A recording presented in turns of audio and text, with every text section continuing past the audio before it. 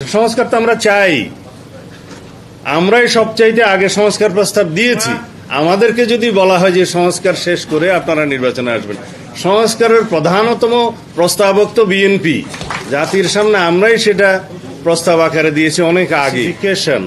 বা বিভিন্ন রকমের ধরন বা বিভিন্ন রকমের ইনক্লুশন হবে, সময়ের প্রেক্ষিতে বাড়বে এবং মৌলিক অধিকারের অবস্থাও একই হবে যে মৌলিক অধিকার মানুষের আগে 5টা ছিল, সামনে 6টা হবে, 7টা হবে, এরকম বাড়তে থাকবে।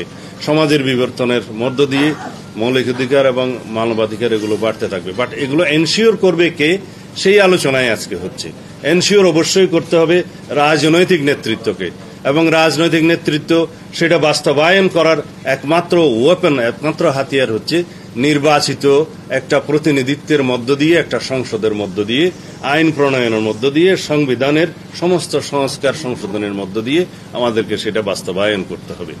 এবং আমাদের সেই সার্বভৌমত্বের প্রকাশটা হয় জাতীয় সংসদে, এবং সেই সার্বভৌমত্বের প্রকাশ ঘটানোর জন্য জনগণ নির্বাচিত প্রতিনিধি নির্বাচন করে।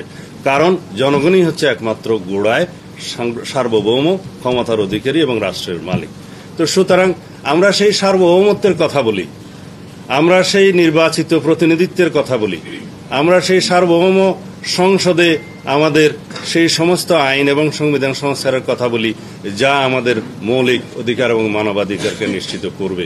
তা আমি আহ্বান জানাবো আমাদের সকল রাজনৈতিক গণতান্ত্রিক শক্তিকে, সকল সামাজিক শক্তিকে এবং বাংলাদেশের সকল সচেতন নাগরিকদেরকে, যাতে আমরা এই বিষয়ে ঐক্যবদ্ধ হই এবং এই বিষয়ে সোচ্চার হই এবং এই বিষয়টা আমরা জাতির সামনে বলতেই থাকি যে আপনারা গণতান্ত্রিক রাজনৈতিক সরকার প্রতিষ্ঠার জন্য, আমাদের প্রতিনিধিত্বশীল জাতীয় সংসদ প্রতিষ্ঠার জন্য যত দ্রুত সম্ভব গণতান্ত্রিক প্রক্রিয়াকে ত্বরান্বিত করুন।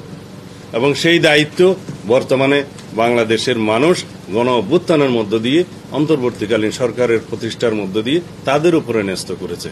এবং আমরা এখন যদিও ইনিয়ে বিনিয়ে তাদের পক্ষ থেকে আশ্বস্ত হয়েছি যে তারা ডিসেম্বরের মধ্যে জাতীয় সংসদ নির্বাচনের জন্য তাদের সমস্ত কর্মকাণ্ড সাজাচ্ছেন, কিন্তু সেই কর্মকাণ্ডগুলো প্রকাশিত নয়।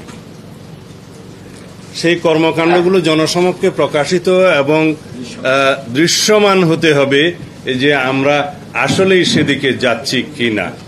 কারণ যত দীর্ঘায়িত হবে এই গণতন্ত্রের উত্তরণের যাত্রাপথটা, তত বেশি বিভিন্ন রকমের অস্থির অবস্থা সৃষ্টির একটা সুযোগ নেবে পতিত স্বৈরাচার এবং তার দোসররা। সেই সময়টা যাতে দীর্ঘায়িত না হয় সেটাই হচ্ছে আমাদের প্রস্তাব।